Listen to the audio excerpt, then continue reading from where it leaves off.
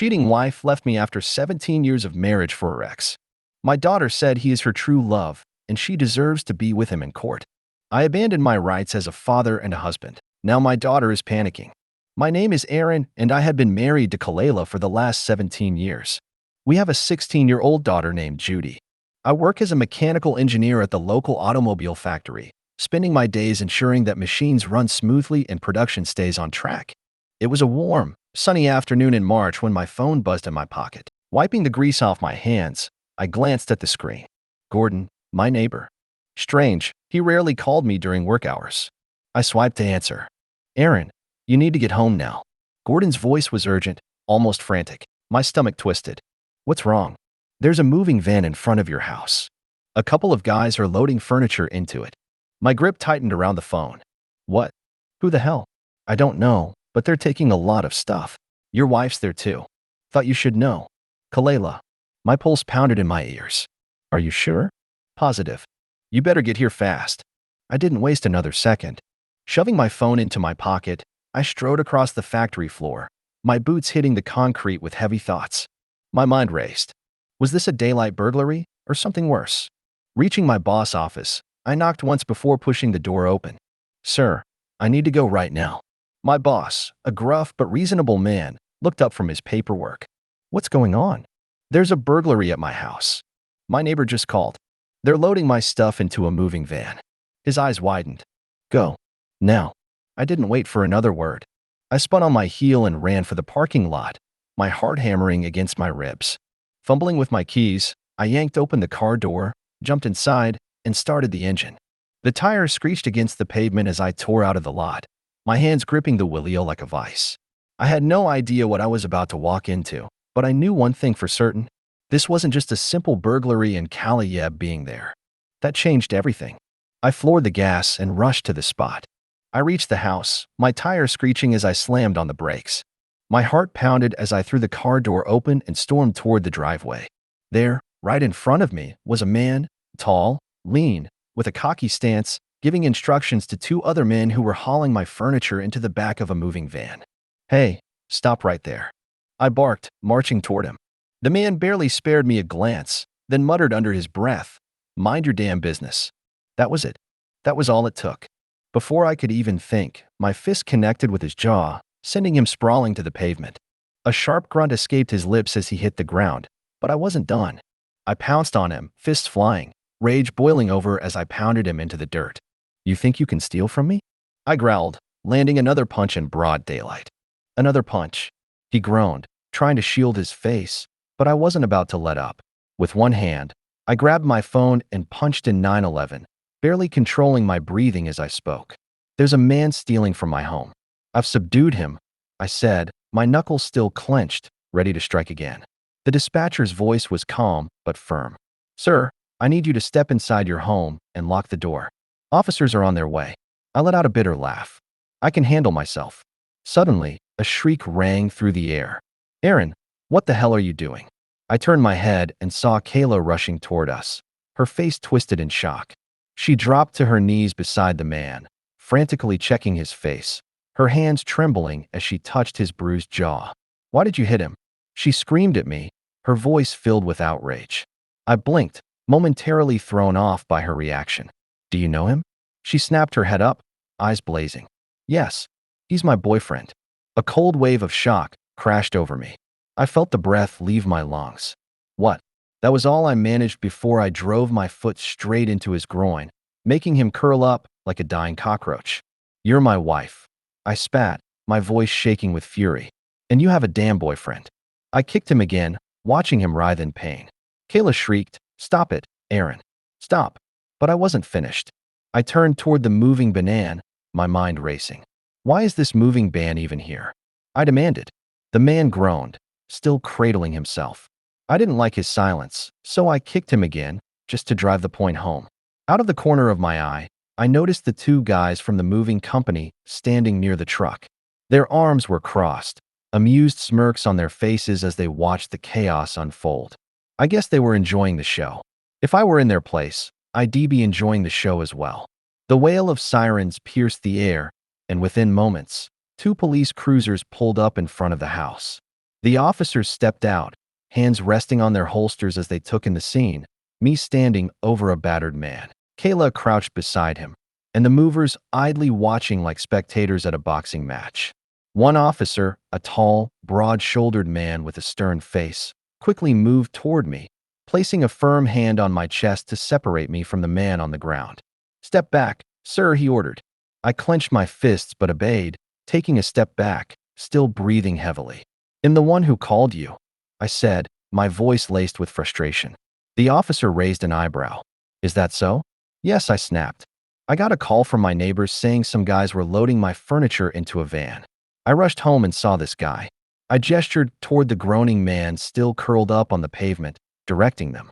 The officer turned to look at Kayla, who was still on her knees, gently cradling the man's face. Her eyes were red with anger and something else. Guilt, maybe. "Ma'am, what's going on here?" the officer asked. Kalaya lifted her head, wiping her eyes before answering. "This man is Walter Anderson," she said, her voice wavering but determined. "He's my boyfriend." My stomach twisted at those words, even though I had already heard them before. Hearing her say it again so plainly, so unapologetically, felt like another punch to the gut. "I'm leaving Aaron," she continued, her voice cold now, void of any emotion. "And I'm taking my half of the furniture." The officer turned his gaze back to me, studying my expression. I must have looked as dumbfounded as I felt. My mind reeled. 17 years of marriage, a home, a family, all reduced to this. A moving van, and a smug bastard named Walter on my driveway. The officer cleared his throat. "Mrs. Thompson," he said, his voice calm but firm. "Did you inform your husband that you were leaving?" Kalela hesitated. Then with a stubborn tilt of her chin, she said, "No." The officer let out a slow sigh, rubbing his temple. "Ma'am, I need you to understand something." He glanced at the moving van before turning back to her. "To take any of this furniture, you need to file for divorce first. After the judge orders the assets to be split, both parties will have to sign a legal document listing the assets under each name." Kayla's face paled slightly. "What you're doing right now," the officer continued, his tone sharpening, "is illegal. If your husband decides to file charges, this will be classified as theft." Kayla gasped at the officer's words, her face flashing with shock and frustration. She turned to the two movers, her voice tight with urgency. "Put everything back," she ordered. The men, still amused by the situation, shrugged and began carrying the furniture back inside. The officer crossed his arms and spoke again, his tone making it clear he was done entertaining any nonsense. "You can leave with your clothes to keep this process smooth. I'll stay here and assist until you're gone." Kayla turned sharply toward him, eyes blazing. "My husband should leave," she snapped. She quickly shot back. "This house belongs to my mother," I said. "So she does not have any rights to this house." Kayla screamed back. "No. You need to leave. I deserve to live here." That was the final straw for the officer. His patience had clearly run out. "Ma'am, you just attempted to steal from your husband," he said, his voice dripping with irritation. "And now when you're being given a fair way to move out, you want to throw him out of his own home?" He scoffed and shook his head. "Well, let's see if your husband wants to file charges for theft." He turned to me, waiting for my response. Before I could speak, Kayla threw her hands up. "Fine. I'll get my stuff," she snapped before storming inside. I watched her go, my mind still struggling to process the fact that the woman I had spent 17 years with, the mother of my child, had been sneaking around with another man and had planned to rob me blind before vanishing from my life. A few minutes passed before she reappeared with 2 large suitcases. As she made her way toward the door, I raised a hand. "Hold on," I said, turning to the officer. "I want her bags checked." Kayla froze, then turned slowly to face me, her mouth slightly open in disbelief. "Aaron, you have to humiliate me like this," she hissed. "Don't you trust me?" That was all it took. The two movers who had been quietly watching the drama unfold suddenly burst into loud laughter. Even the officers exchanged smirks, one of them shaking his head as if he couldn't believe what he was hearing. The officer in charge sighed, opened the bags. "Ma'am," he said firmly, "your husband has every right to check." With an angry glare, Kayla unzipped the first suitcase and stepped aside. I crouched down and started rummaging through it. At first it was just close, but then, nestled between her sweaters, I spotted my laptop and phone charger. I pulled them out and held them up. She let out a small sigh. "I need those," she said. I let out a short, humorless laugh, shaking my head. "Get it from your lover," I said coldly. "He can take care of you now." Kayla had left. She had packed her things, taken her true love with her, and walked out of my life. Walter was still limping from the beating I had given him, which brought me some satisfaction. But that satisfaction was short-lived. The house was quiet now, eerily so, and the reality of what had just happened was beginning to sink in. Then the front door swung open. Judy walked in, her backpack slung over one shoulder, her brows furrowed as she took in the mess, the half-moved furniture, the suitcases that had been hastily unpacked, movers' footprints still marking the floor. She set her bag down and looked at me. "Dad, what the hell happened here?" I exhaled, rubbing my temples. "Come sit down," I said, patting the couch beside me. She sat down, looking at me expectantly. I took a deep breath. "Your mother has decided to leave," I said evenly. "She's gone with her new lover." Judy blinked. Then, to my utter shock, she shrugged and said, "Oh, you mean Walter?"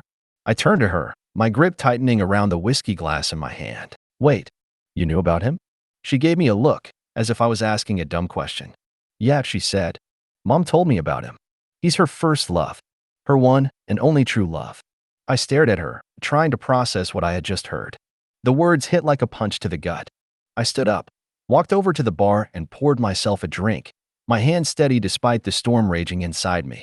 Then I turned back, sitting down with a glass in my hand. "So," I said, my voice carefully controlled, "tell me more about this Walter." Judy leaned back, crossing her arms. "Mom always told me about him," she said casually. "He was her first love, and she never stopped loving him. She married you because, well, you were a good choice. A decent man." I let out a dry laugh, shaking my head. A good choice. That was all I had been. Not a partner, not someone she loved. Just a safe bet. I took a sip of my drink and looked at Judy. "So tell me, Judy, do you think your mother did the right thing by leaving me for Walter?" She didn't even hesitate. "Oh yes," she said matter-of-factly. "You were just an arrangement. They were meant to be together. Walter only left her because he had to go abroad for his studies. Now he's back, and Mom deserves to be with him." I nodded, slowly swirling the whiskey in my glass. "Okay," I muttered. "Very interesting." I leaned back, exhaling through my nose as the weight of it all pressed down on me. So I said, more to myself than to her, "Spending all these years with me as my wife, that was just a farce." For the first time, Judy hesitated. There was a brief flicker of uncertainty in her eyes, but then, just as quickly, she shrugged again. "Not a farce," she corrected. "Just a stopgap arrangement."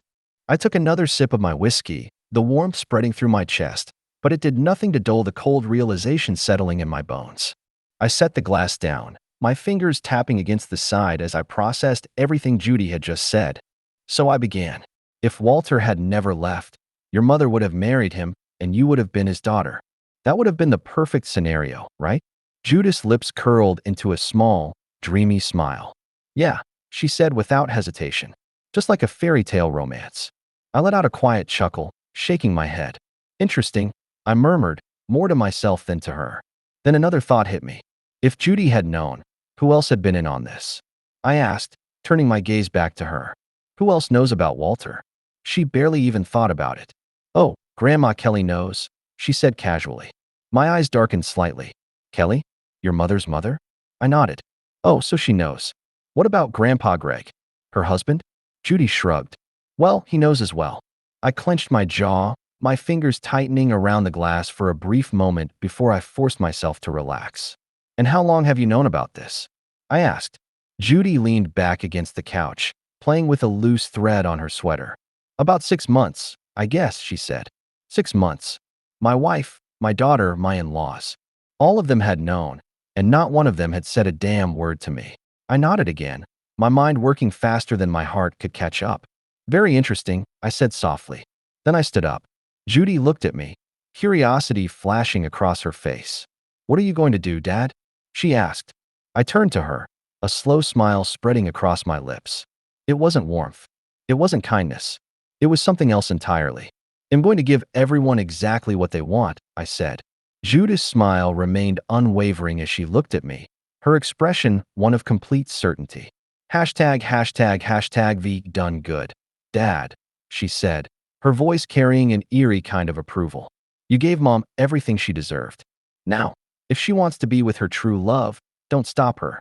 I tilted my head slightly, observing my daughter with quiet amusement. There was no hesitation in her words, no guilt, no second guessing, just a firm belief that her mother had done the right thing. I smiled back, slow and deliberate. Yes, dear. Don't worry, I said, my tone smooth and reassuring. I have no intention of stopping your mother. I gave her everything she deserves. I will make sure she continues to get exactly that in the future. Something flickered in Judith's eyes, but she didn't say anything. I took a step closer and reached out, gently tucking a strand of her hair behind her ear. And as for you, my dear princess, I continued, my voice soft but firm, you will also get what you deserve. Her smile faltered. For the briefest moment, I let the silence stretch between us before finally pulling away. Then, without another word, I grabbed my coat and walked out the door. I drove straight to my lawyer's office. By the time I arrived, I already knew exactly what I wanted. The receptionist greeted me with a polite smile, but as soon as I mentioned, she quickly directed me to my lawyer's office. Didn't expect to see you today, Aaron, Mr. Jeremy said, leaning back in his chair. What brings you in? I sat down, folding my hands in my lap. I needed divorce, I stated plainly. And I needed expedited. His eyebrows lifted slightly. I see, he said, sitting up straight. Anything specific you want out of this? I leaned forward. I want full control of my assets. I want her cut down to exactly what the law demands. Nothing more. No alimony, no generosity, no loophole she can use later. If she thinks she deserves better, she can go ask Walter for it. Jeremy nodded slowly, considering my words. In custody. I smirked. Letter of Judy. They deserve each other.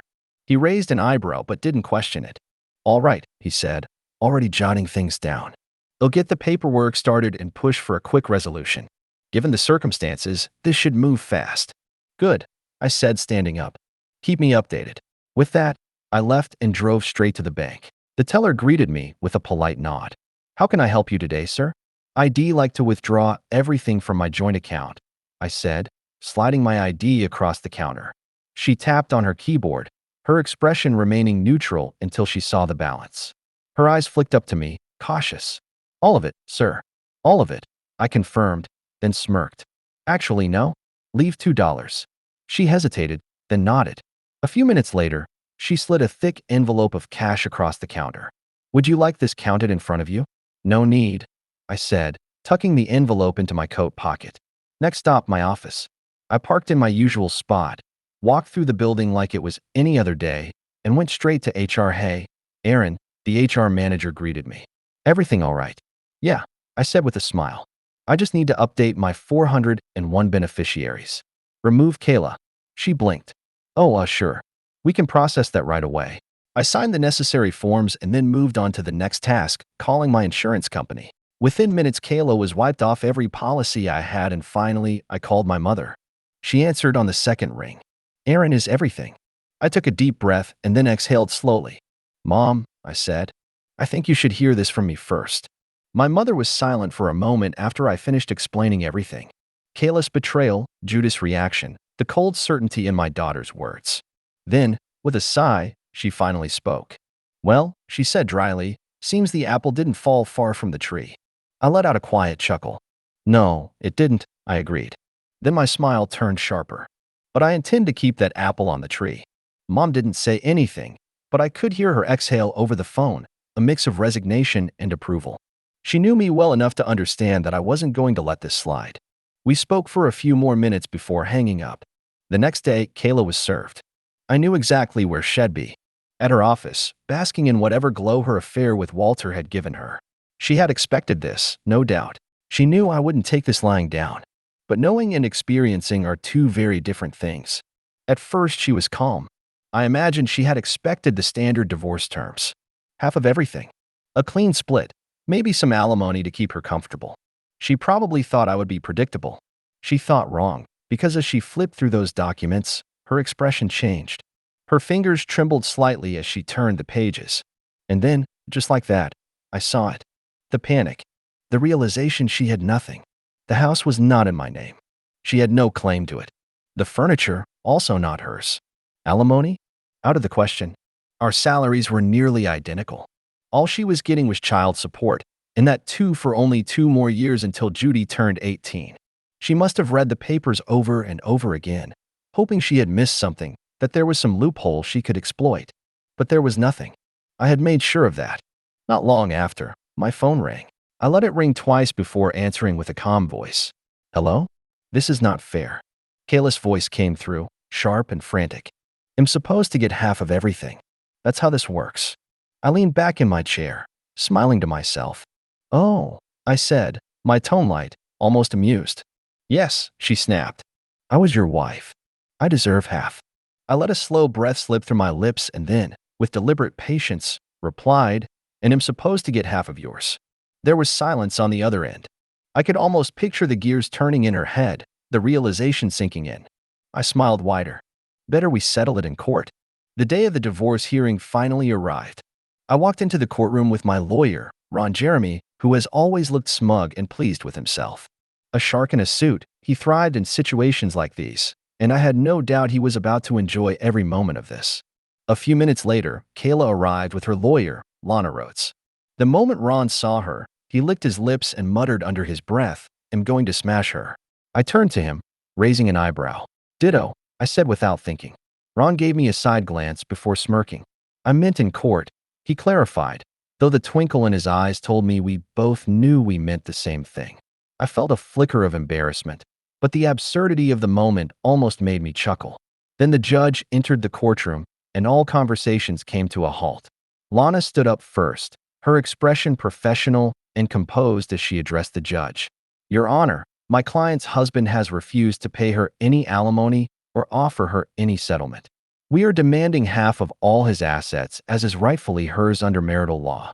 The judge barely had time to react before Ron stood up, smoothing out his suit as he spoke. Your Honor, my client's wife has also refused to give him half of her assets and has declined to pay any settlement. The judge frowned, shifting his gaze between us. What exactly are you saying? Ron took a few casual steps toward the bench. Well, Your Honor, they both make nearly identical salaries. I find myself at a bit of a crossroads. Should I be demanding alimony from my client or offering it?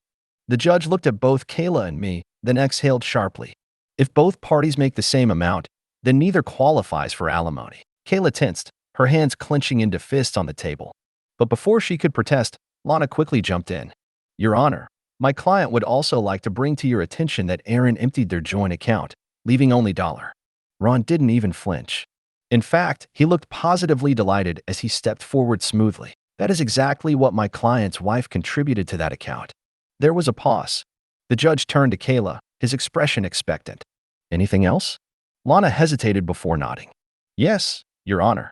There is also the matter of child custody. Before she could say another word, Ron cut in smoothly, his voice as confident as ever. We have offered the other party full custody. My client does not wish for visitation, and we will continue to pay child support for the next 2 years until she turns 18. Judy gasped audibly. Her voice cracked as she cried out, You cannot leave me, Dad. I am your daughter. I didn't turn back to look at her. My jaw tightened and my hands curled into fists under the table, but I kept my eyes forward. I had made my decision and needed to see it through. The judge, however, turned his attention to Judy.